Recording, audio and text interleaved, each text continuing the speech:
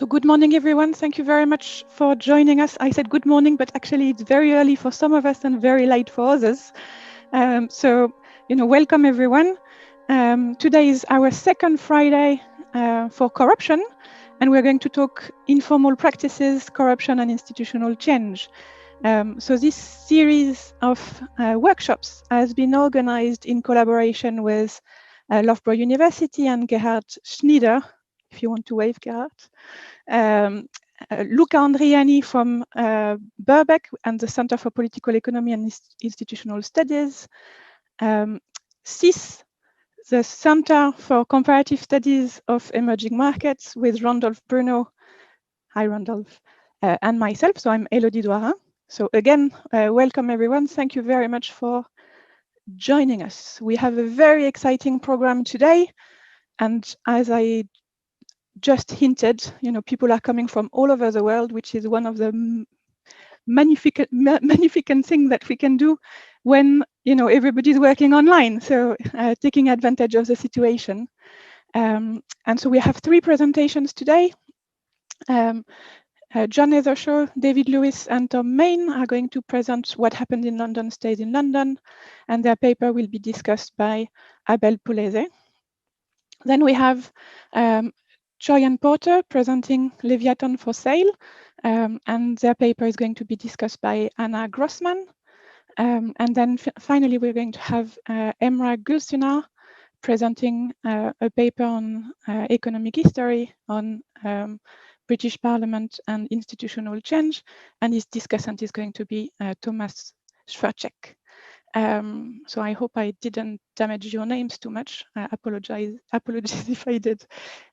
So we are ready to start.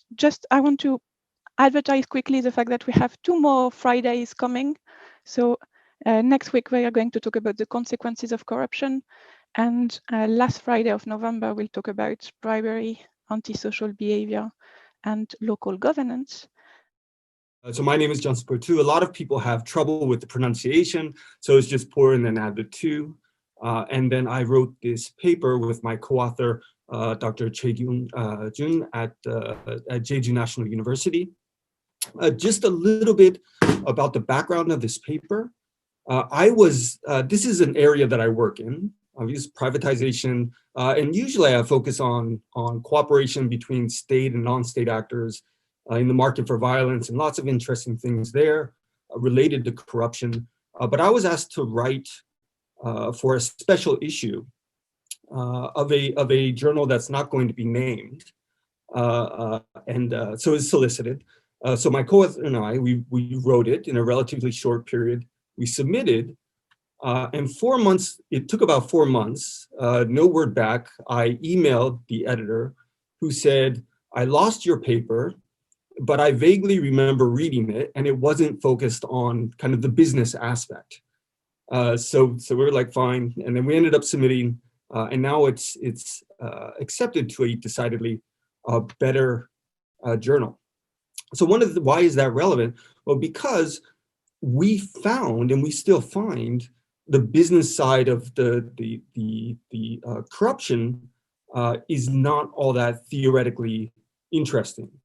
Right, so it's just we felt like, well, we could just ask Dr. Google and they could tell us what's going on. So just descriptive.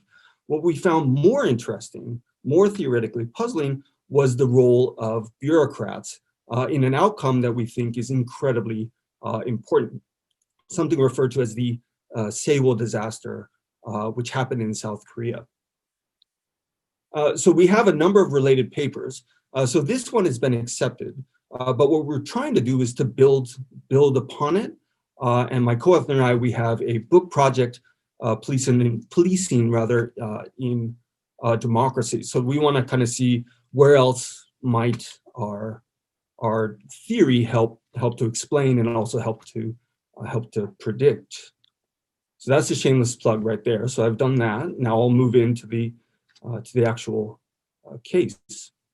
Actually, the audience, right, that we're writing to and that we're presenting to now, right, are those concerned with privatization in general and good governance in general.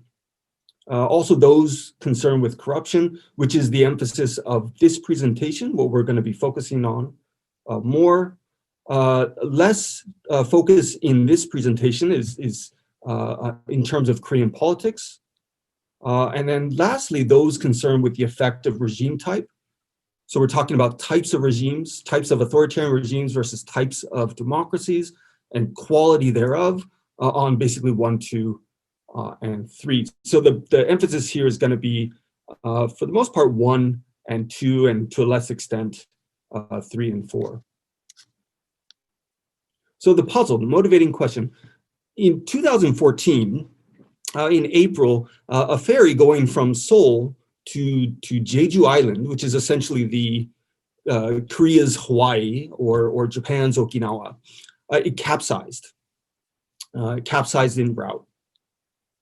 So the Coast Guard, who's charged with rescue, they saved the lives of the crew members, including the ship's captain, and then rescued only those who had jumped off or otherwise swept out to sea before the ship fully sunk.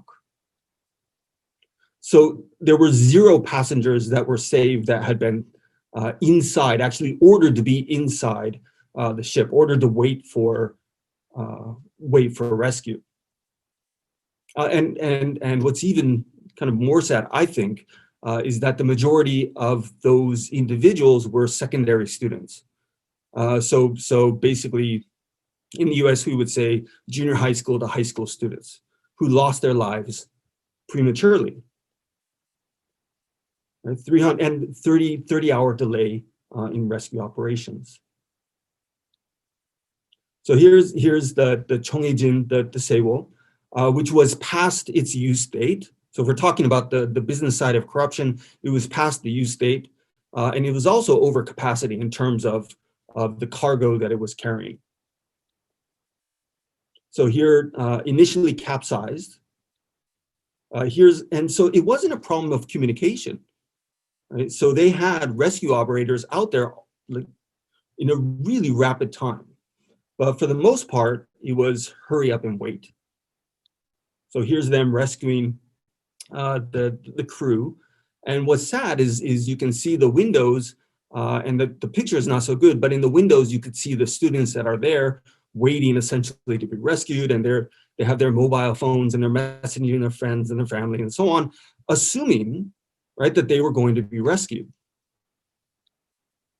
And here's the last part before it fully was submerged, and there were lives still breathing at that time. It's just unconscionable what actually occurred. So there was technology to prevent this sinking beforehand. So it's not a question of technology to prevent it beforehand. Certainly existing technology to prevent it after the initial capsize. So a lot of people blame privatization. So if that's the case, what role did it actually play as opposed to just blanket privatization? And then what kind of theoretical or generalizable lessons can we come away with from the Seiwo disaster to make sure that this actually doesn't happen again? Sometimes, by the way, as a political scientist, I get physics envy or I get engineering envy because you have all these laws and everything works out, oftentimes very nice. Well, political science or the social sciences doesn't always, but this illustrates how I think critically important the field of the social sciences is, because this is not an engineering outcome or a failure rather. So this has spurred a body of scholarship, as it should, and it's for the most part been encapsulated into 3 main areas. So one is capitalist-based, kind of bad apple corruption. Bad people doing bad things because they're bad people. So the assumption is you get rid of these bad people or you punish them and things are going to go back or become the way they should be.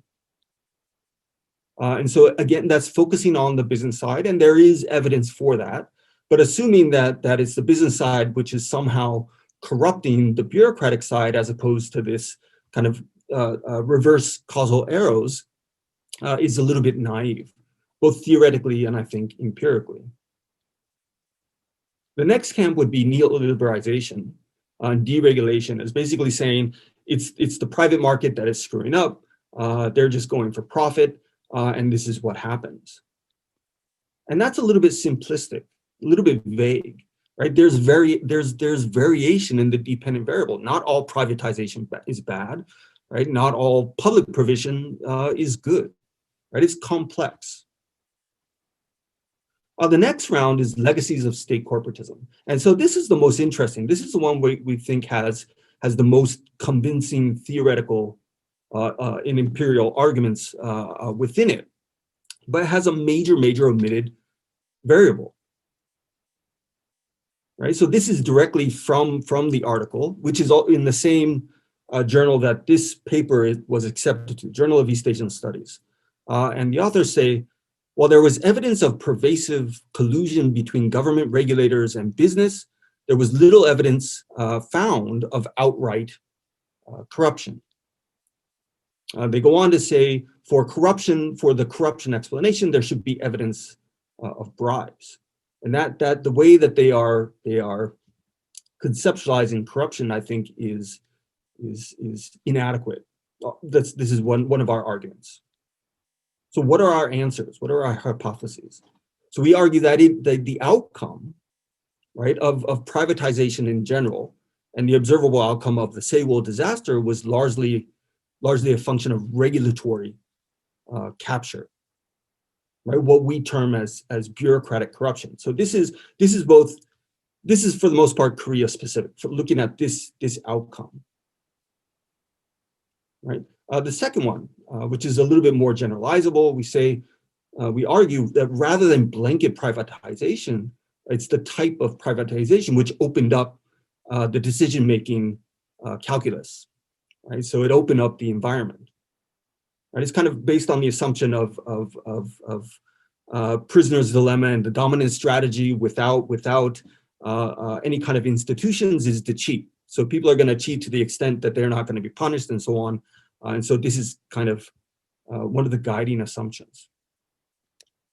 And third, the key reason why corruption as a causal factor, especially political corruption and bureaucratic corruption, is because of conventional definitions and conceptualizations.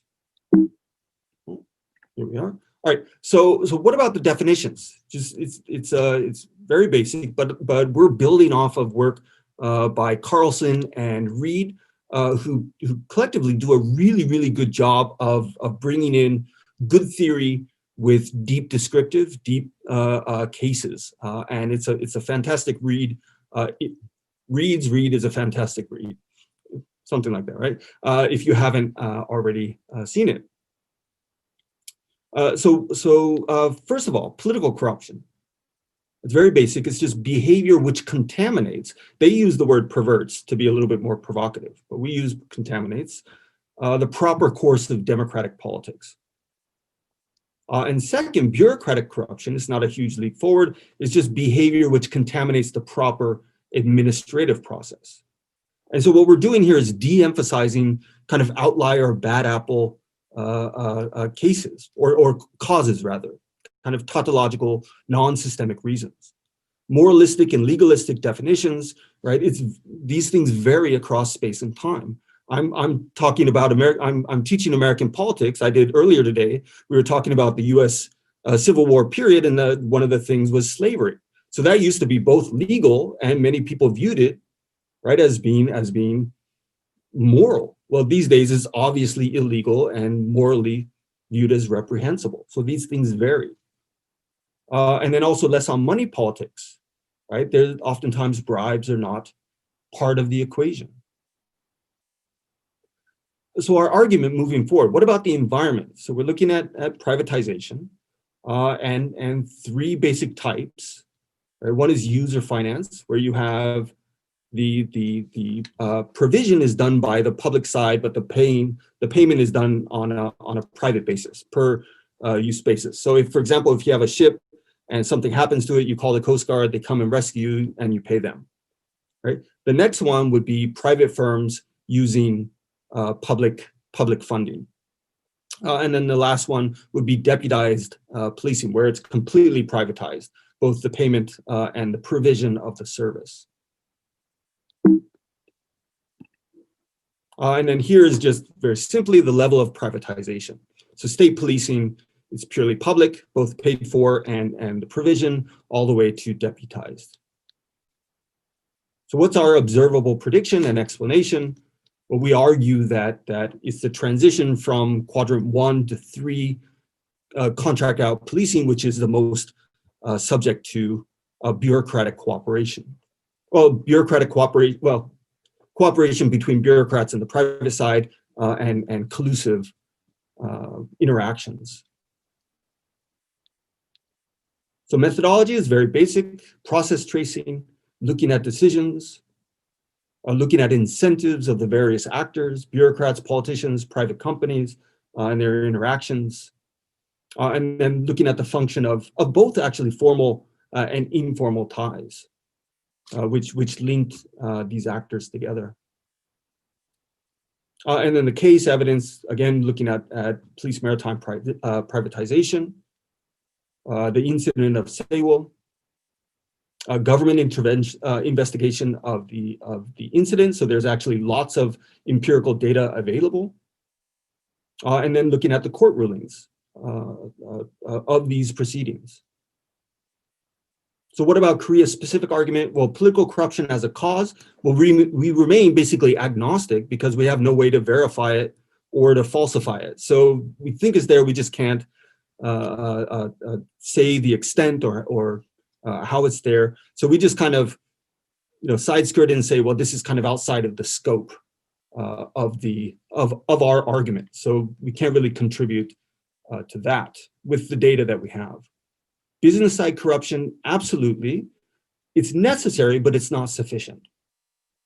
Right? There's some other explanation, and we see bureaucratic corruption as having a tremendous amount of explanatory power. So what's the mechanism? So we see the relationship, now the mechanism. Well, there's something referred to as parachute appointments. In the US context, we talk about revolving doors. In the case of Korea, in the case of Japan, it's where retired bureaucrats, once they've slugged it out their entire career, not made that much money, and then they get their golden parachute, they retire into oftentimes the areas which they had been charged with regulating. So continue with this. There are laws that say that this should not be happening. Article 17, basically bureaucrats are barred from employment into those areas they have been responsible for a period of 3 years. Except there's always an exception there where special permission is provided. From 2008 to 2017, about 2,000 high-ranking bureaucrats received such permissions, a 91% permission rate. And then with respect to maritime policing, about 93%. So with that, I'm going to end there. And my internet connection is, hopefully I was like right around 17 or so minutes. My internet is not great. So it's great to have a backup, my co-author. So he's probably going to take point on the Q&A. But right now, I'm really interested in what Dr. Grossman has to say. So thank you very much. Yeah, and I will go ahead and end the sharing of the slides. Thank you very much, Johnson. So you've been indeed perfect in timing, and on my side, I had no issues with your connection. You were coming through all the time perfectly fine. And thank you as well for introducing Anna already. So Anna Grossman is your discussant. So please, Anna, take it over. Thank you so much, Johnson, for this wonderful presentation of your paper. And I just wanted to check that you can see the right screen, that I'm sharing the right screen with you guys. Can you see the slides moving around? Yeah. Okay. So congratulations again. It looks decidedly better than mine. Yeah. Sorry, say it again. Johnson? Oh, your slides look decidedly better than mine. Oh, all right. So you can see them. Okay, perfect. So congratulations again to Kyung, June, and Johnson on this forthcoming publication. It's very well written and shed light on privatization consequences in a democracy regime through studying one of the biggest maritime disasters. So I was reading yesterday. I was kind of reading this this event that happened a few years ago. It's a terrific accident, and there are so many moving pieces. Obviously, this has been also related to the default of the ship, of the vessel. So there are quite a lot of moving pieces that essentially led to that disaster. And of course, lack of sufficient regulation and collusion between regulatory authorities and private interests is one of the main reasons for that disaster. So this is really interesting to set up the context of your case. So as you look at essentially the key discourse of the papers you have explained brilliantly, is why this shift toward privatization of public safety services has happened, and how did it affect the outcomes. And so you investigate this form of collusion between, the bureaucrats and, those within the private sector. So you focus specifically, which is really interesting, on bureaucratic corruptions, which is defined as perverting the course of administrative process and not necessarily bribe related. So that's what you describe as parachute appointments by those retired bureaucrats into these kind of semi-quasi public structures that look after the Coast Guard of South Korea. So in terms of your theoretical framework, just to recapitulate, you have those 4 cases, and the first one is essentially just the straightforward nationalization case where the state assumes all the roles of policing. The second one is a sort of a partial privatization where the users pay for state-provided services. And what you're looking at here is what we call in the West is sort of a public-private partnership. So essentially, the state capacity, the state service is outsourced to private authorities, and so the public receives the service that normally is provided by the state from those kind of private companies. And then finally, you have the complete privatization. So this is a really interesting framework. And I was wondering, you gave me specific instructions because the paper is published. You gave me specific instructions to, give you some ideas about the extension of your theoretical framework. So I think that, in the next paper, you could look at how these different antecedents or cases can affect the outcomes from these types of privatization. So the outcomes, would be probably the next step to study. And so in the UK, we look at contracting out of the provisions of services and goods a lot, because the UK was one of the first countries to start this kind of privatization in the 80s. So what, just to define that, essentially, first you need to see whether, the government has to take a decision on whether this service or good should be supplied to the public. And then the another one would be whether the state should use the private sector or not for the provision of those services that the government has determined should be supplied to public, often without the charge at the point of supply. And then finally, for this kind of outsourcing to work, a third question would be to determine how the private sector should be involved. Should it own and the government rent the physical assets necessary for the supply? And I think in the case of the Korean disaster, there was a problem with this kind of decision, and on one hand, the budget for the government was cut for the maintenance of the assets. So the assets were not properly maintained. So it's a really kind of strong contingent. It's a really important point to define, whether the government should continue to maintain the assets or whether that should be essentially the role of the outsourcer. And so, is it also desirable for this private sector to bundle all the services that were previously supplied by the government, from the design to building to finance, operating and maintenance of these assets? So all these three kind of questions are central to properly design the public-private partnership or outsourcing contracts around the world. And if you're interested, this is also one of the forthcoming pieces. This is a very big volume that we are doing on state capitalism and the firm.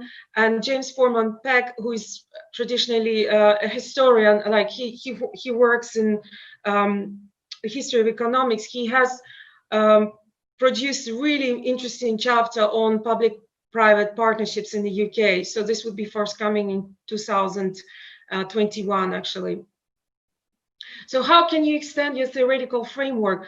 First, I think what's interesting is to look at the privatization outcomes and how the legacies of prior business-state relations impact privatization outcomes. For example, if you look at the EU and if you look at UK, a specific case, following these massive privatizations in the early 80s, essentially the EU has fared better at preserving the leadership role that the state has built prior to privatization. And it has led to some kind of alignment of interest between the state and top management of those privatized SOEs. Whereas in the UK, this relationship has been broken. So now when, the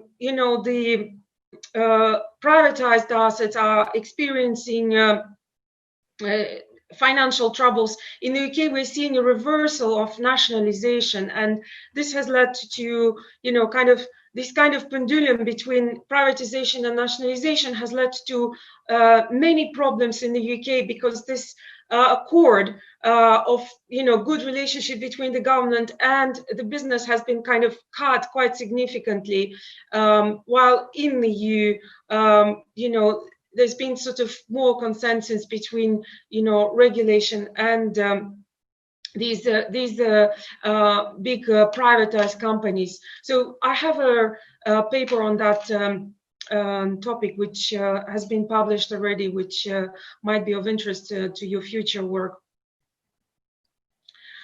So you can see that the case of South Korea is not unique in terms of outsourcing of key public functions.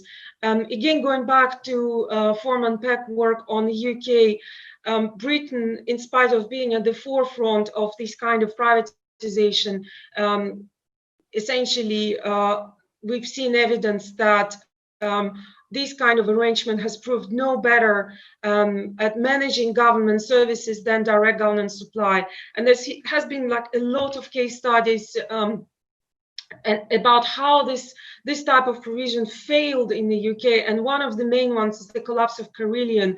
That was the a very big outsourcer to government contracts. And you can see that essentially there is a sort of a monopoly in the UK for this kind of outsourcing, with only a few handful of firms that are working for the government. But when something goes wrong with them, you can see that it escalates virtually to every single public sector. And this is what happened with the collapse of Carillion, who was declared bankrupt a couple of years ago. And you can see that their outsourcing spanned from the provision of public goods to schools, to construction, to healthcare. So it was like a huge, essentially a huge debacle. So you could sort of see that the problems with outsourcing of public services can happen not just in relatively emerging economies moving to democracy regimes, but also in very established kind of developed economies. So again, in the US, there's been a lot of work also on the outsourcing of state function and its implication. And Amanda Gears provides another interesting view, with her chapter on outsourcing and privatization. She looks at privatization, this type of privatization around the world, and you can see that this is one of the most popular forms of privatization. So in terms of continuing working in this topic, I think I would encourage you to explore this further, as this is clearly becoming, you know, the trend for the future. Again, very mixed results in the US, and they show that cost efficiency really shrink over time. And again, the market structure for these kind of public goods and services has oligopolistic characteristics, which raises concern, not just in the UK, but also in the US, which leads to essentially governments, it makes it harder for the governments to hold these contractors accountable in the absence of competition and in the absence of ability to switch to other suppliers in the market. So even when the performances are poor, there is evidence that these supplies remain in place. So again, I would advise you to extend, you know, the work that you've done on South Korea, maybe to, you know, other parts of the world, and to see these kind of consequences of contractual privatization into, you know, the outcomes. And so, as the outsourcing increases, so do the opportunities for corporate entities to influence the state. And as you rightly mentioned, the revolving door, there is the revolving door between the government and the industry, and essentially this allows this, you know, the retiring bureaucrats to come back to these public-private partnerships. And then there's also something more interesting even in the US that's observed, that is called the pinstripe patronage, where these kind of entities are in turn supporting, you know, political interests of the ruling regime. So this has been observed in the US. And one interesting, I think, avenue for the future research for you would be to understand how reforms of these kind of structures, of these kind of public sector can mitigate this deviating behavior. Finally, another application of your work could be extended to, you know, from policing to something which in the US has seen a lot of work, and it's work around military and penal complexes. So again, these kind of structures are extremely complex. And what we've seen around the world, and not just in the US, is that private contracting related to, you know, increased military and prison growth. And so it's unfortunate. And again, these kind of structures are extremely bureaucratic, and you know, they are prone to capture by private interests, especially in the criminal justice authority. This is something that's extremely hierarchically organized and absolutely no subject to competitive pressure. So again, this is prone to capture by private interests. So I think. Anna, sorry, can I ask you to wrap up? Yeah. I know you're nearly done. Sorry. So yeah, thank you so much for giving me the opportunity to discuss this interesting paper, and I put some references here on the last slide. Thank you so much. Well, thank you very much, Anna. I think that was... Thank you. That's exactly the type of comment that I was looking for. So Johnson. Oh no, those are the type of comments that I was hoping for from someone not in my field that could give that perspective. So thank you very, very much. And if I could have those slides, I would appreciate it. Sure. Yeah, I'm happy to share them with anyone interested in the topic. Thank you. Yeah, thank you, Anna, for indeed very constructive comments. So Johnson, if you want to respond to Anna, you can in the final Q&A. It's just now time to move on to our last presentation. So I would like to ask Emrah Gülsener. Yes. So, hi. So Hi. you're going to present your paper on making economic growth sustain, British Parliament legislation, abolishing rent-seeking in cotton textile industry during the Industrial Revolution. Yes. So again, 20 minutes presentation and then 10 minutes for your discussion. Okay, thank you. Thank you for this workshop and thank you for the invitation, giving me this opportunity to present my paper in here. This is the title of my presentation, Making Growth Sustained, British Parliament and Rent-Seeking in the Cotton Textile Industry from 1774 to 1815. This presentation is a bit different than the others. It is more historical. It is not contemporary, but the broad topic is still same. It is maybe not directly about the corruption, but it is related with the rent-seeking and political economy, of course. The background of my research depends on an important question in economic history field. Do parliaments foster economic growth? This is related with the broad discussion in economic development literature, whether institutions and what extent institutions are beneficial for the economic growth and not. So the parliaments as an important institution, whether it is crucial for the economic development in the history or not, is important question in here.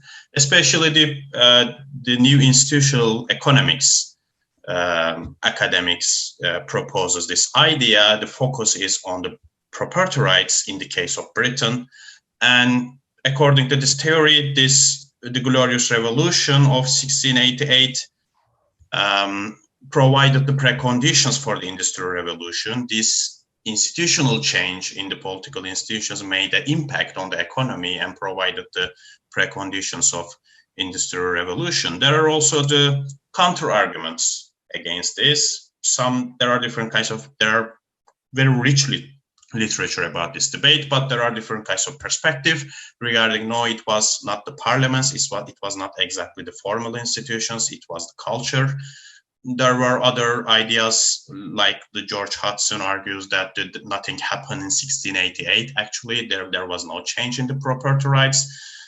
There are also the other ideas, no, it was the ethics and ideas what provided the preconditions of the Industrial Revolution. It was not the parliament, or parliament was not as supportive to the economic development at all. There are many different kinds of examples from Netherlands, the Poland in early modern Europe. There were parliaments, they were not supportive of the economic development. So there are this kind of debate in the literature. What I am gonna do, building on this debate. First of all, I am getting my inspiration from a more different theoretical perspective. Actually, my theoretical position is different from the beginning. Mostly it's an evolutionary Schumpeterian perspective, in the way that the literature mainly depends on the idea that what provided the conditions of Industrial Revolution, what provided the conditions of economic development. But my perspective is more like when economic development started, how the institutions adapted to this process. This process is important because good institutional adaptation make the economic development sustained. So to be able to contribute to this literature from this perspective, I mainly focus on legislation and debate on the cotton textile industry in British Parliament during the Industrial Revolution, not before the Industrial Revolution. My main focus is to understand the attitude and reaction of British Parliament during this process to the structural transformation in the economy. Structural transformation already happens. So the parliamentarians, did they observe this structural transformation? If they did, and then how they reacted to this process. And during the examination of this process, my main focus will be the rent-seeking activity, especially. So how I am going to do that and why I will do in this way. My main focus is cotton textile industry because it is firstly mechanized industry of modern economic growth, leading industry of Industrial Revolution. So the idea is that we can generalize our findings by examining the cotton textile industry to other industries and maybe in even other countries during this time. My main focus is from the mid-18th century to 1815. These are the main transformation years of the industry and the main care legislation implemented during these years. So if we can understand this process, then we can understand better whether the parliament was supportive to the industry or not. My main data source is Acts of British Parliament. They exist in Westminster in Parliamentary Archives and also the parliamentary debates in the Hansard Archives. So in the following parts, first I will just a brief explanation about the backgrounds and trends in cotton textile industry during this period.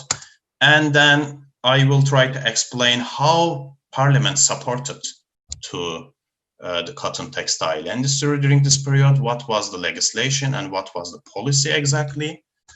And in the third part, I will focus on why Parliament supported, what were the motivations, what were the factors behind this supportive legislation. So until 1760s, until the Industrial Revolution started, actually cotton industry was quite an insignificant industry in Britain.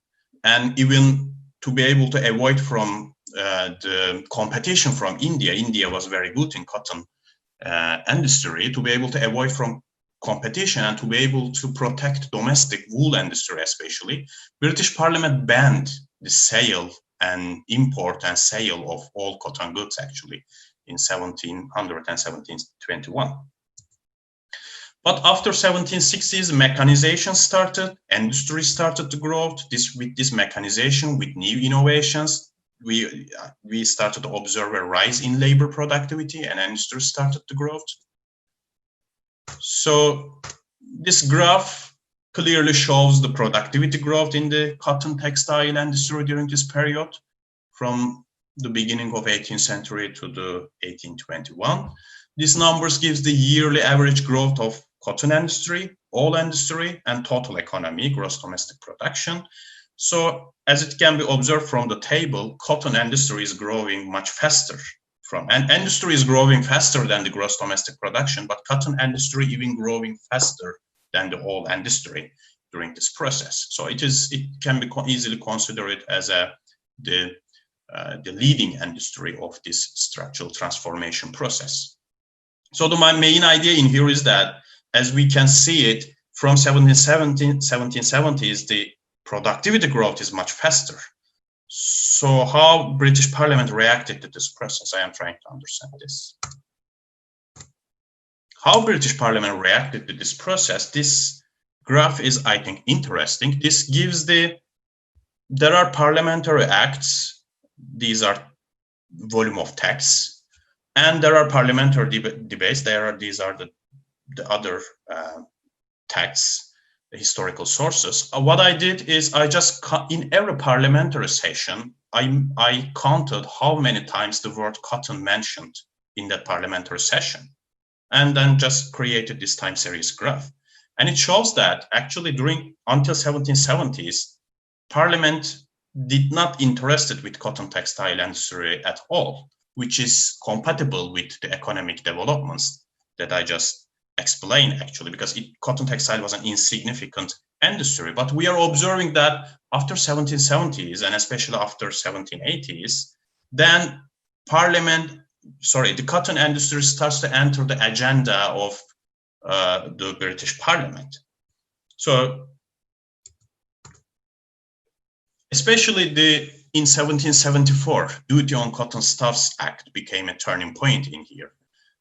As I told, there was a prohibition on the cotton goods during this period, but Parliament lifted this prohibition in 1774 with this act. So as a result, we can say that British Parliament was relatively quick to give answer to the developments, to the economy and in industry. But okay, we know the Parliament was fast in giving response, but we know the magnitude of this response from this graph. But what was the content of this response? What the Parliament give response, but what kind of response it was? This is my other question in this study. First of all, we are understanding from the debates of parliamentarians in parliamentary sessions is that the growth in cotton textile industry was appreciated. It was welcomed. So Parliament supported actually the cotton textile industry, but in what way? First of all, protectionism. It was already the era of mercantilism. As a part of the mercantilist economic ideology, the protectionism was very dominant. So as a result of this policy, Parliament supported the domestic industry and cotton textile industry during this period. One important aspect of this supportive attitude was the keeping the physical and human capital within the country, not letting it to go to other countries. And colonialism was important. The raw material provision was one of the important functions of British state during this process. And parliamentarians were very careful about the taxation. They always avoid from confiscatory taxation to be able to prevent any kind of harmful impact on the industry. But these are the general policy of the parliament to the cotton textile industry. But I think the most important type of legislation was the one related with the mechanization and labor-saving technology. Actually, as I already mentioned, there was an ongoing structural transformation related with the impact of technology and mechanization in the industry. But this mechanization process attracted some fierce reaction from the certain groups in the industry, especially the people, craftsmen, artificers, and workers who lost their jobs. These are famously called as Luddites, these people. So these people recourse to rent-seeking activities to be able to avoid from the competition of technology and to be able to keep their market rents. They use extra economic methods like the riots, machine breaking, personal violence, and etc. So what was very crucial during the Industrial Revolution and structural transformation of Britain during this process was that how Parliament, how public authority give response to do these developments. It is very important, as it is already explained in the field,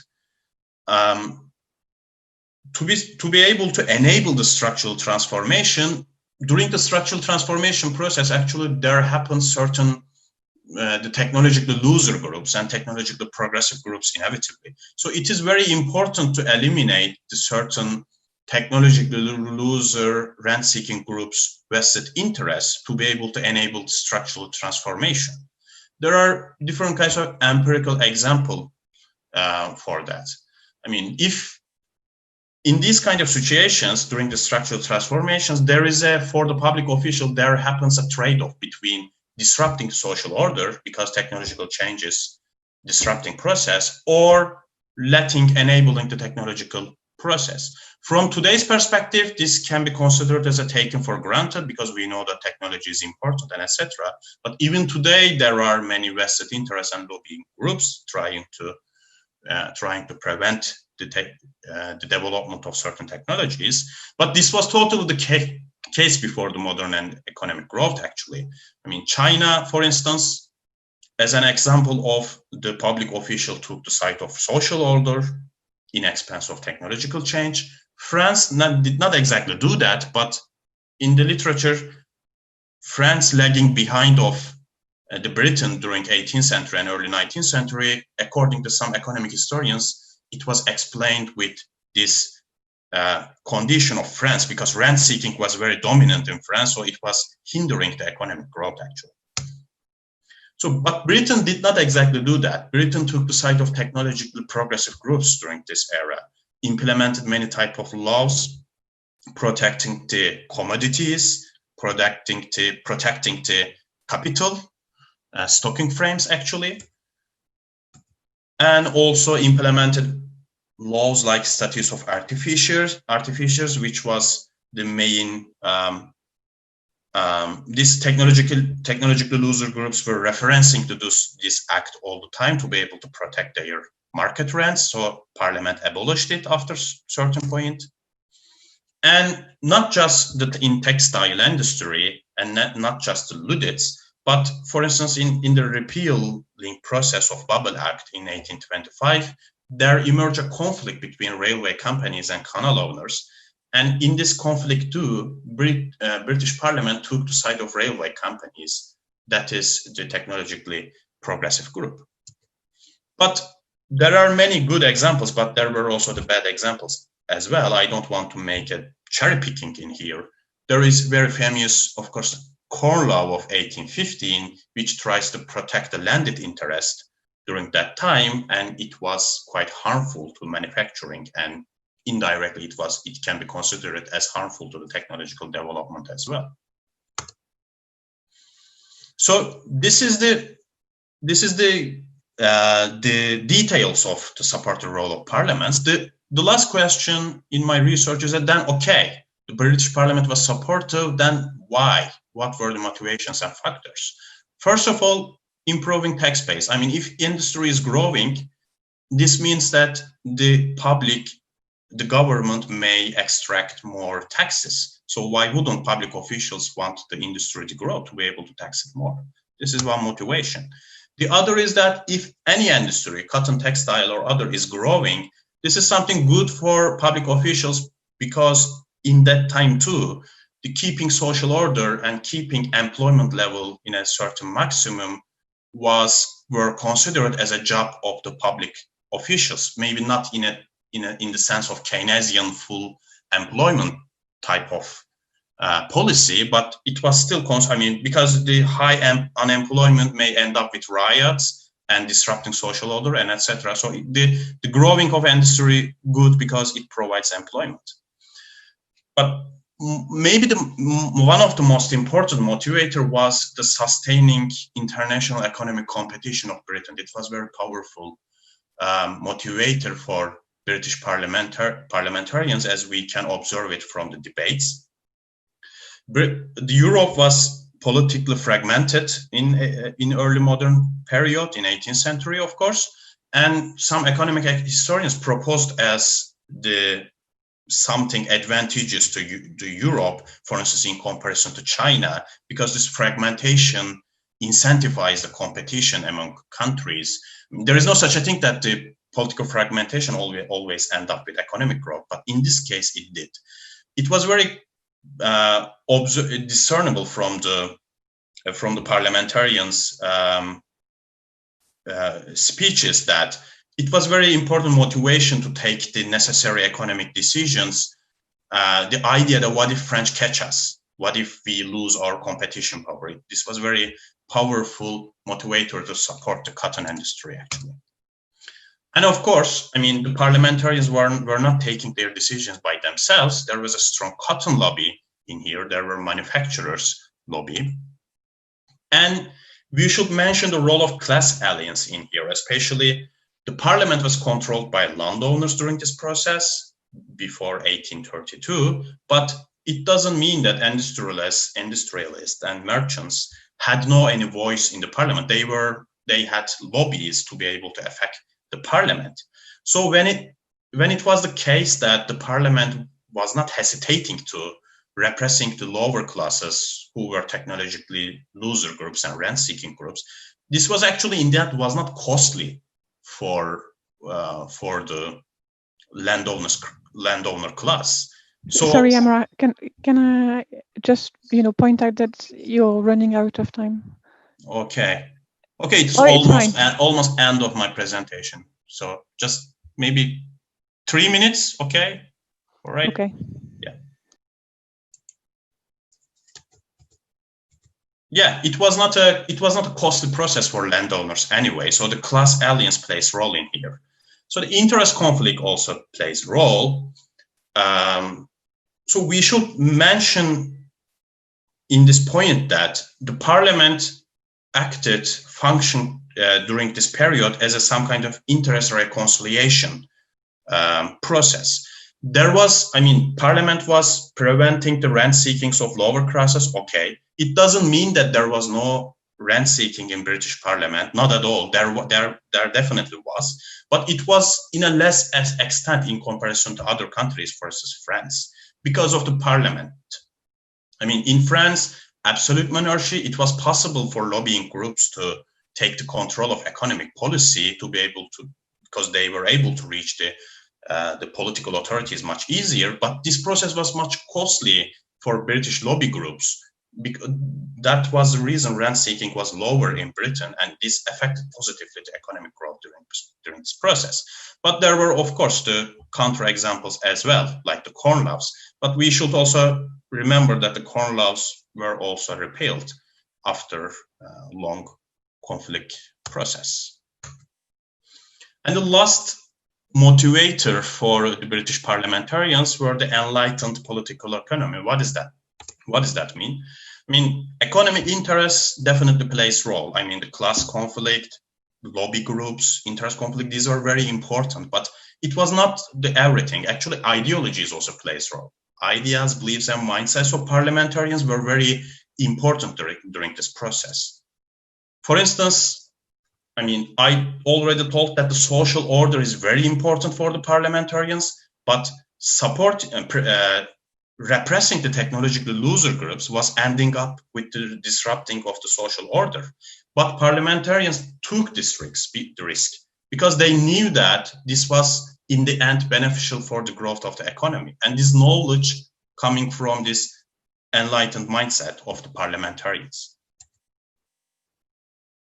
Not just this another indicator of this so-called enlightened political mindset is that not just the conflict between the lower classes and the upper classes.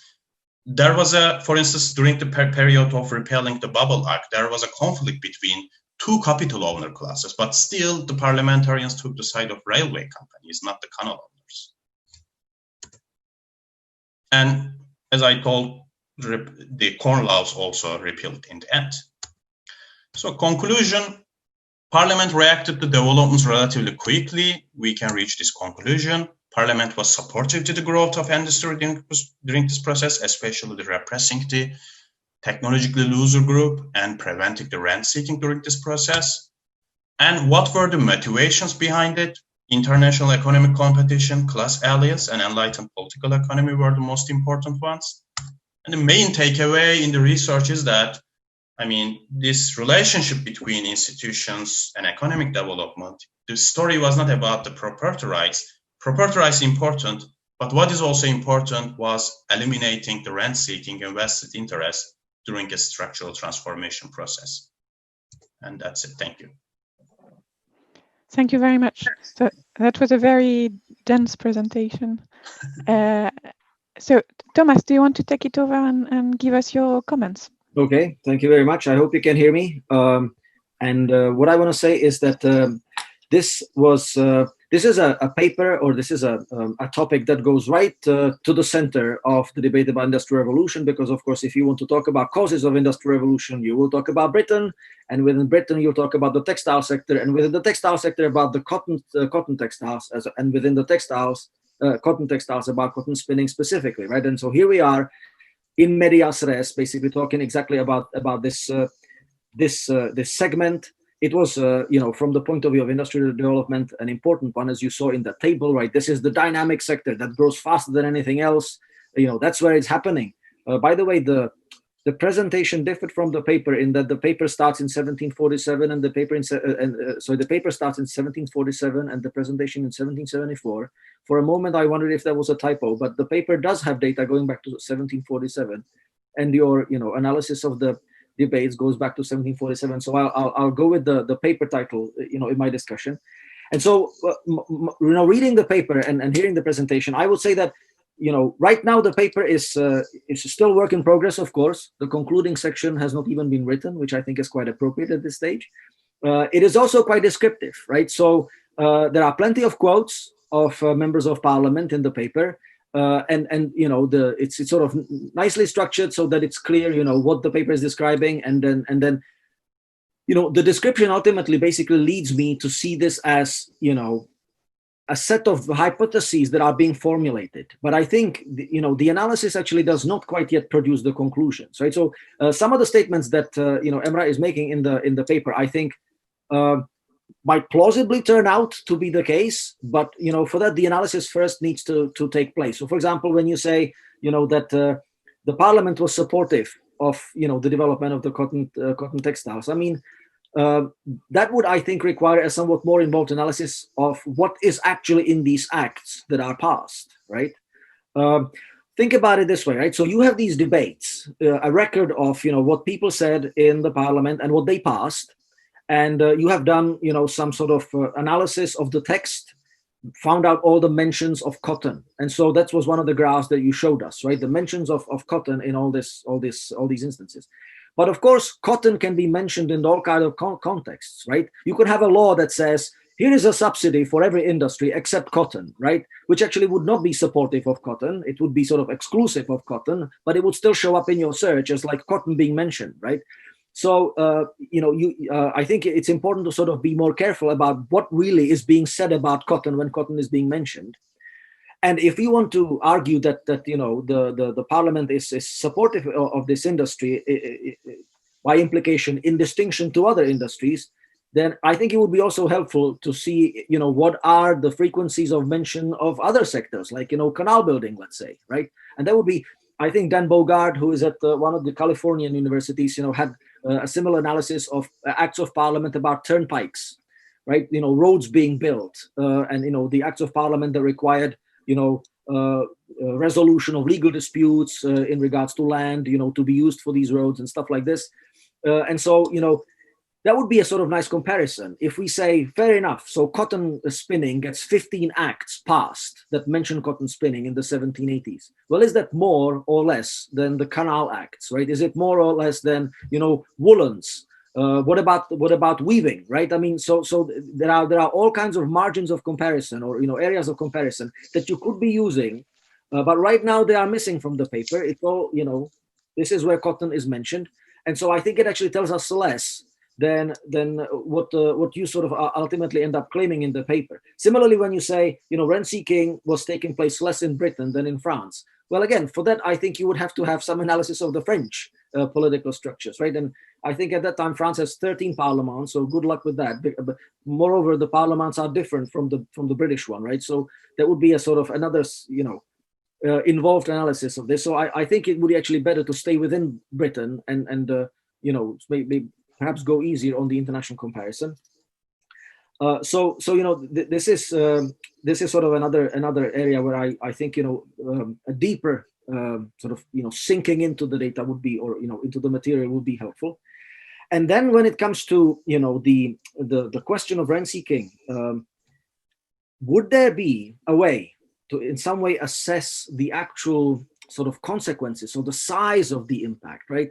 I'm thinking, if what these people are saying in the debate, can you actually say something about how they're voting on these various acts?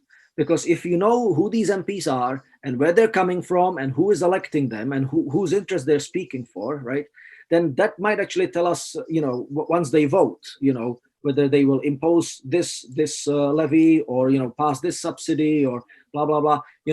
Can we actually basically catch them red-handed voting for some legislation by the material interest of their constituents? And so this basically would require finding a roll call vote or something like this, going name by name and linking individual MPs to a particular vote on a particular piece of legislation. That's, for example, a tax law or a subsidy law or regulations, stuff like that. And then you could actually say something specific about rent seeking in a particular context, right? I mean, I don't know how big that database of MPs would have to be to cover the whole period. It's probably a couple thousand people. So you might want to, limit yourself to a particular important salient vote and go with that. But I think that's something that might be sort of helpful in this context. And so my last sort of, comment on this to wrap it all up is ultimately to say, so if you do not, go through all of this, then of course the question is, where is the corruption in all of this, right? You talk about, members of parliament passing all these various laws, and they might provide all kinds of justifications for this. But, this being a sort of corruption workshop, when I was reading through that paper, it ultimately sort of ended up on a fairly positive note. Parliament was supportive of this dynamic sector, and they were doing this somewhat for sort of political economy reasons, so immediate short-term political reasons, but there's also this enlightened self-interest. And so I sort of ended up thinking, so, I was hoping to see some corruption here, like actually seeing them abusing public office for private gain. And that actually is not showing up much in the paper right now. And so, these are the questions that I want to throw out there, right? Basically, can we be more nuanced about the mentions and what they mean? Can we be more specific about what's in the acts? Can we catch them red-handed voting for something self-serving? And ultimately, can we say something more specific about the level of corruption overall, if that's sort of the idea? But overall, I thought that this was a nice informative paper. I read that with great pleasure. It was like coming home. And so that's all I have to say. Thank you very much. And I yield the floor to general questions and answers. Thank you very much, Thomas. We're quite good on time. So we were planning to have 25 minutes for the final Q&A, and we have 20 minutes. There's a few questions in the chat. And I think what would be logical to do now would probably be to go back to the first paper to have the questions. And go in order of the presentation. But Emra, I have to warn you, you have a lot of questions in the chat. So Randolph, do you want to Yes. guide us through the questions? Yes, I'm trying to go in order of the chat and also to address the first paper first, but they've been mixed, so bear with me. So I think the first question is from Guinevere Nel on the first paper. So I will be asking Guinevere to speak and to pose the question if this would be the best way. So Guinevere, you want to put your question?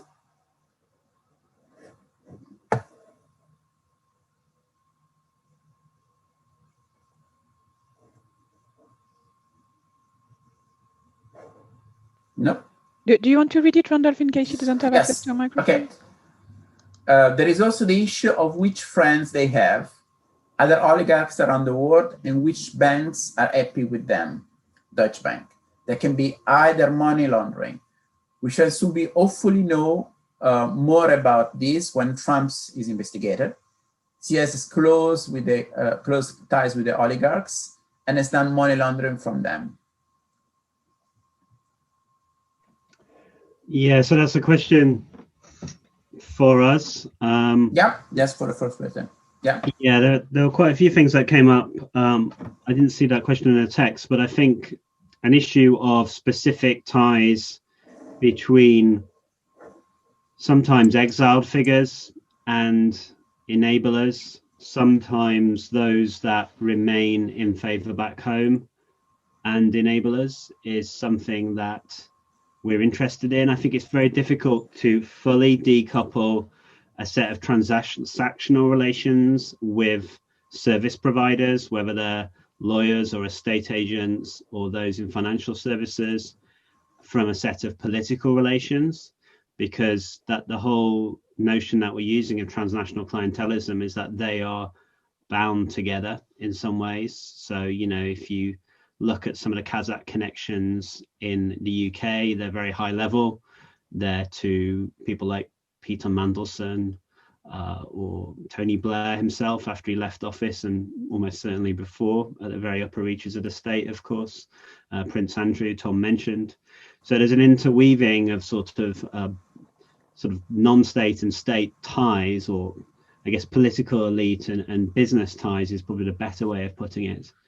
And those, that's what we're trying to capture by the idea of transnational clientelism. And then just related to that, Abel's point, I know he's left now, but, we were very much trying to capture this level of deregulation, which has emerged in London since at least the 1980s, which creates an environment where you have deep and intimate connections between professional service providers, intermediaries, and foreign elites in high corruption risk countries. And what emerges over a period of decades is a quite deep set of ties. And the whole notion of transnational clientelism, again, is trying to capture that. So we totally accept that point. And, you know, the slide I showed where you got a sort of deep relationship between enablers and kleptocrats, and that's feeding up into the ability to regulate, in fact, the complete inability to regulate. And indeed, it almost helps redefine what good governance is, because though in those kinds of partnerships between professional services and elite kleptocrats in high corruption risk countries, they're actually able to manipulate these indexes. So our colleague Alex Cooley's done some work on that. For example, his work with Jack Snyder on ratings agencies is all about how, you know, something like Azerbaijan can go right near the top of the World Bank's ease of doing business indices. There were questions from Christina on omitted variable bias. Yeah, there was an exchange between you and Gerard, but this is about suggestion on books. So I take this not as a question, but the next one is exactly Christina. Exactly. So should I go on to address that, given we have relatively little time? And yeah, Christina. Yeah, would you like Christina to address orally, maybe? Yeah, that would be great. Yeah, I was just basically asking about the effects, for instance, national legislation, because what I have heard of when it came to international investigation in, for instance, Germany, it can be the case that the person has a higher position in his or her country, but the national legislation of this country does not protect the citizens as well in another country. I'm not sure if that makes sense, but since you're already commenting, go ahead. So are you talking about their sort of the extraterritorial powers of the high corruption risk country itself, or did you talk about legislation protecting an individual in another country, which is obviously legally that's an extraterritorial power, which is quite rare?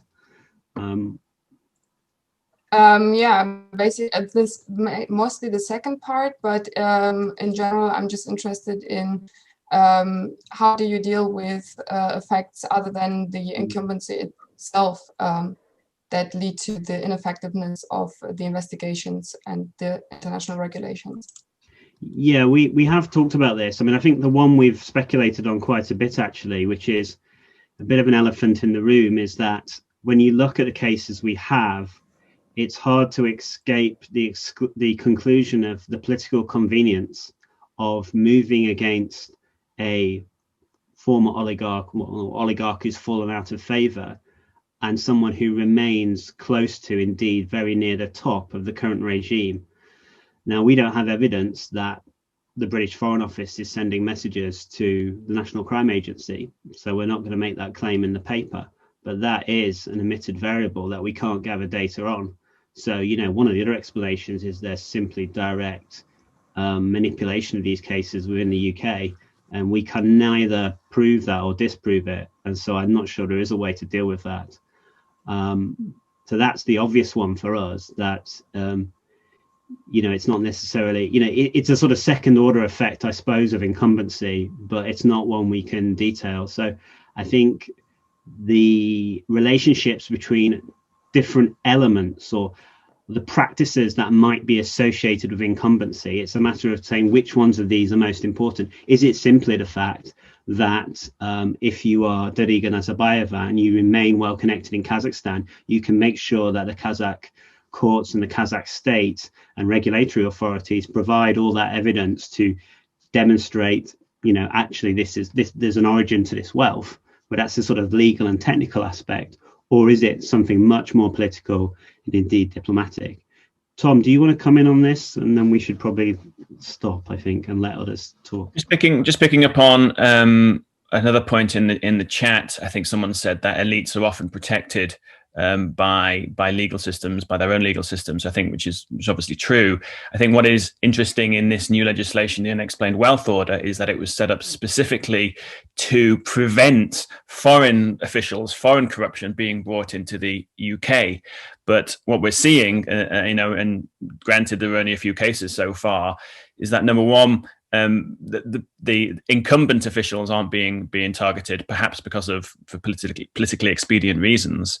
But secondly, when incumbents are targeted, that those investigations are failing or have failed so far, and there may be a range of reasons for that, lack of an independent judiciary in those countries, and so on, that we obviously need to do further research on. But what is, I think, troubling is that, you know, the legislation, which is quite new, is you know, so far doesn't look like it's doing what it was set up to do. Yeah, Elodie, I have another question on paper 1. It's by E. Simisek. I don't know if you want to speak. It's quite a long one. Isn't the question that Tom was just answering at the minutes? I don't know if he's satisfied with. Okay, it's. Do you want to?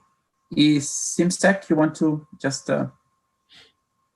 Yeah, your microphone and let us know if you are satisfied. Okay, we take it as a yes. Okay, so okay, so shall we move to paper 2, Elodie? So just to say that Anna has left, so I don't know if Johnson wants to, you know, say something about the constructive comment that she provided, and then maybe we can have a look at the questions in the chat.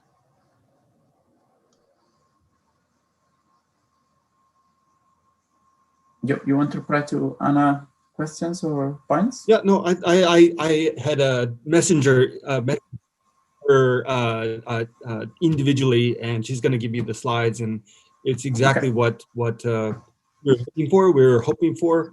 We kind of were.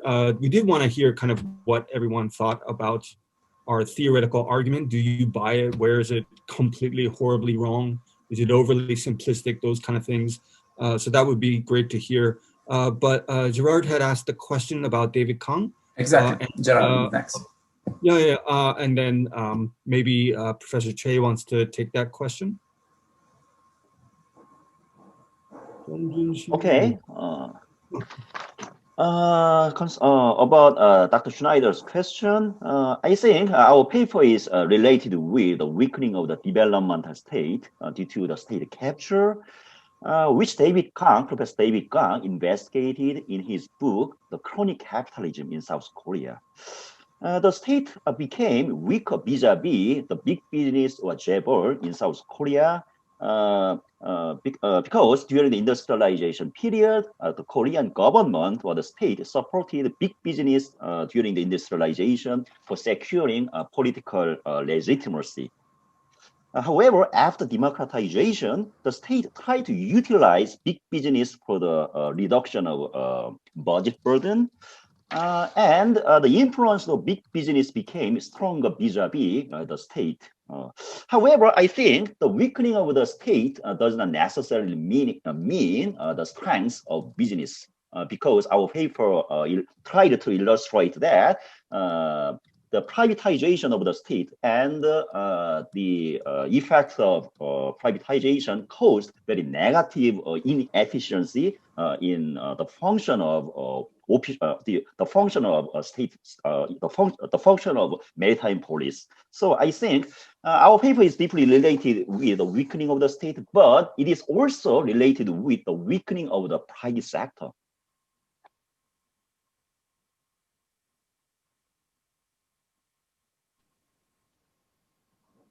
Okay. Thank you. Are you okay? Gerard, you asked the question, so yeah.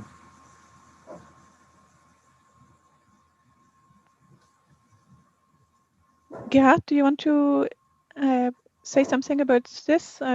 Did it answer your question? No, your microphone, we can hear you, Gerard.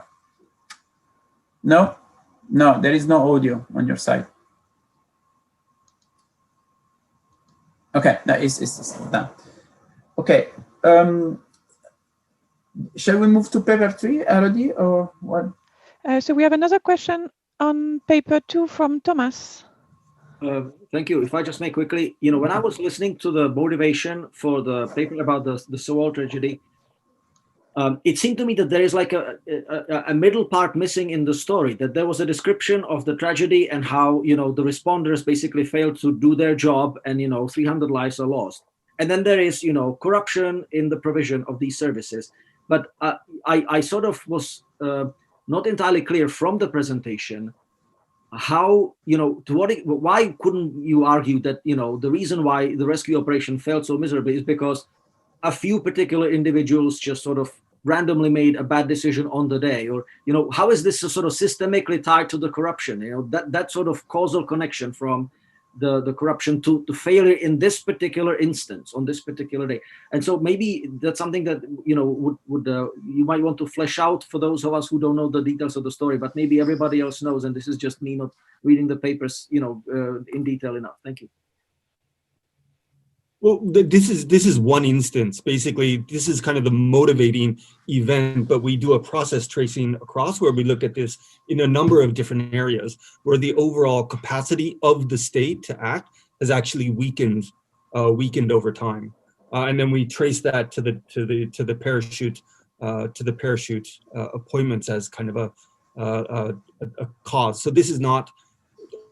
I mean, the civil disaster illustrates what could happen on a large scale and what actually has happened in many other less visible cases. So this is a fairly ubiquitous negative outcome, but which I in a longer presentation I would have kind of unpacked it a lot more. Because, you know, from your description of it, it didn't seem like a capacity, like they were all there, you know, they were able to save some people, right? It's almost seemed like this was a callous decision to just basically let the ship sink while we save our own. They could respond in time, and then they sort of just stuck around for 30 hours, right? So it seemed like, you know, it was not like question, we do not have, you know, the fuel or the ships or whatever to go there. We do have but, you know, for some reason we just let them sink. You know, so anyway, I just want to say that to me, it seemed like, you know, as you say, you probably do actually, you know, spell it out fully in a more extensive presentation. So this question in some sense is moot.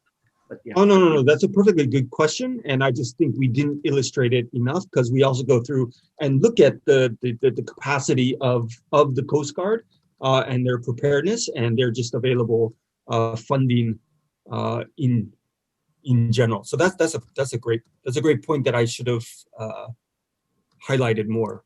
Yeah. So thank you.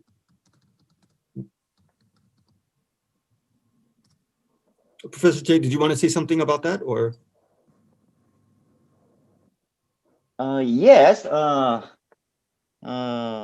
private company Undine was provided a special privilege by Korean Coast Guard, and the inefficiency of the failure of rescue and salvage was due to some kinds of collusive relationship between the state and business.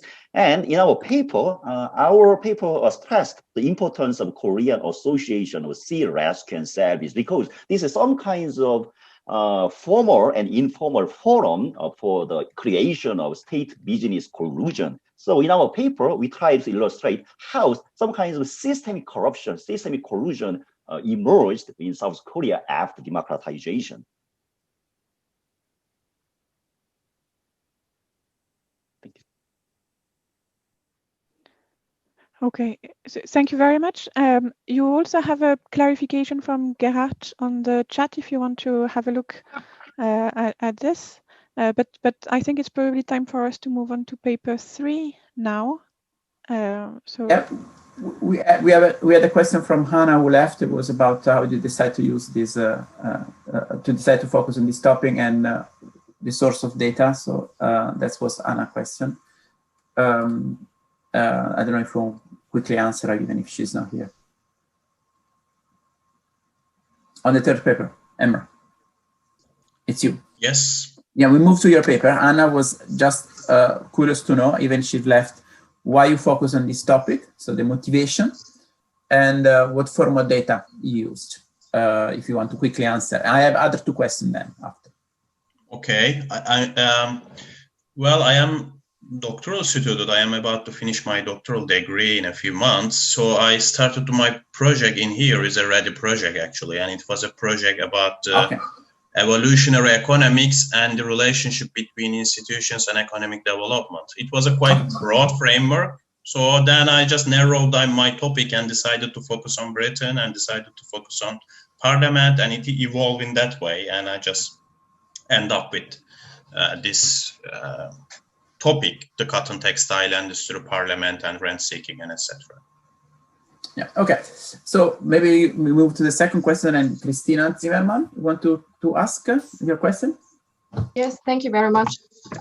First of all, very cool paper, like the other papers as well, and I was just wondering what technology or what mechanism did you use to count all the words? Because for instance, if you use these simple word count machines, word counting machines or recognizing machines, the mistake Thomas already mentioned can happen easily, that you, for instance, include a word that should actually be excluded from the contextual, in the contextual sense. So yeah, I'm just interested, how did you do it? Because well, I use like actually basic, I mean, I know that there are statistical packages about different kinds of text analysis, quantitative text analysis, but in this case, I did not use them because in this paper, I am not doing a very sophisticated statistical analysis. I just use the basic counting with optical character recognition. I mean, first I get these sources from both on the internet, and also there were the missing sources. I completed them from the parliamentary archives, and then I just converted these files to the optical character recognition format, and then I just basically count them and just coded them to the Excel file. I did not use any specific statistical package in this paper per se. Thank you very much. Yeah, we have next Milos Lecic. I saw him appearing. Milos, if you want to take out your audio so you can ask your question. Yes, thank you. Very interesting presentation. Thank you for that. I was just wondering, when you were presenting, you also mentioned that the aim of your research was to look into the evolutionary Schumpeterian perspectives, and I was wondering if you could maybe say a few words about that, and maybe if that was also part of what you did, to maybe shed some light on to what extent the public debates, public opinion, possibly some corruption scandals, and so on, influence this development of these parliamentary institutional adaptations to this rapid growth. Because I imagine that there must have been a lot of different cases and some scandals in the time, and so I was wondering how those things in that particular period actually shaped the public debate, and if they had any influence on concrete legislation. Well, thank you. This is, I think, very relevant point, and it sounds like it can be effective, this public opinion, media, what people discuss, and corruption scandals. It can totally effective, but I am under impression that it can be another paper just to focus on this area instead of just incorporating such a big topic to this paper can be a bit, may not be possible, but it can be a very good idea to examine in a different kinds of paper this relationship between media and corruption scandals and its effect on the parliament's decision.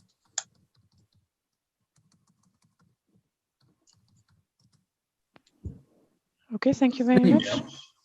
So we're running out of time. So just, for those of you who have something else to do and want to leave, please feel free to leave. I think we're going to continue the discussion for a few more minutes for those who are interested. Emrah, I think a lot of the questions you've got were quite related, and in particular, some of them linked back to the comment Thomas gave you on how to analyze your data. Yes. So I was just wondering if you wanted to, comment back on Thomas' suggestions, maybe. Yeah, I want to thank you to Thomas. They are really relevant points, I should say, and they will be really beneficial in the elevating the paper and the revising process of the paper. I would really want to thank for that. There's much things to say about it, but I just want to note down one thing. This related with the rent seeking and corruption. I mean, this is a corruption workshop, but the longer name is corruption, rent seeking, and institutional context. So I wanted to affiliate my paper from mostly on the rent seeking, but maybe to a certain extent, rent seeking can be considered as a part of corruption, maybe not. I'm not sure. This is a conceptual debate, but I want to affiliate my paper in this way, mostly over the rent seeking idea, not the corruption, not the concept of corruption, but the concept of rent seeking. And I guess that's all. Thank you very much again for the comments. And thank you, Gerard, for the advice about the name of the Jeff Hudson. Thank you for that.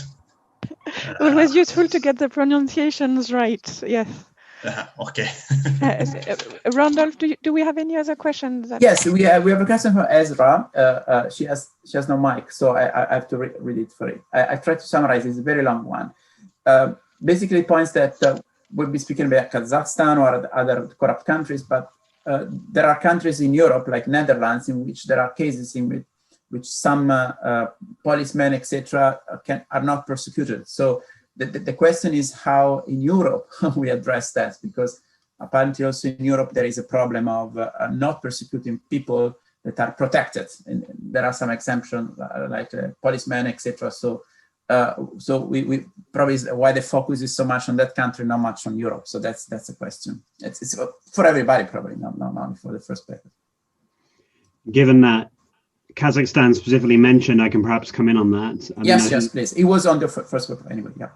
Yeah, I mean, given obviously our whole point is to break down the notion that corruption happens over there and regulation happens over here in Europe. I mean, the premise of the paper is all about challenging that. So on that level, I would agree with the questioner. What I wouldn't agree with the questioner is the false equivalence. I think you need to spend a little bit of time living in Kazakhstan and realizing how many informal payments you need to make to get stuff done if you think it's equivalent to the Netherlands. What you have in the Netherlands is a deregulated financial services system, just like we have in the UK and just like many other parts of Europe have. And therefore, lots of suspicious capital flows through. And there is a corruption of associated financial and professional services. So that's the kind of issue we're trying to get at. It's a specific problem actually involving grand corruption and the enabling of that from loosely regulated Western spaces. But yeah, I mean, I think we really need to avoid false equivalence, at least, not least because as social scientists, we recognize there's variation. And so such loose equivalences of that are just not helpful. I don't have any other kind of outstanding question, Elodie. Well, so I think it's time to thank everyone for a very interesting session. I hope, first I want to thank the presenters for very interesting presentation. I want to thank all the discussants who have done a fantastic job today with excellent comments. So I hope the presenters have found the workshop useful and I've gained some interesting insights from the comments they've got, both from the discussants and from the Q&A. And I would like to invite you all to join us again next Friday for our last Friday for corruption. So let me bring back my slide to show you again. So we're talking consequences of corruption next Friday at so from 1 o'clock to 3 UK time. And so if it's not the middle of the night for you, please join us. And we'll have another Friday for corruption on the 27th of November, again 1 to 3 p.m. on bribery, antisocial behavior, and local governance.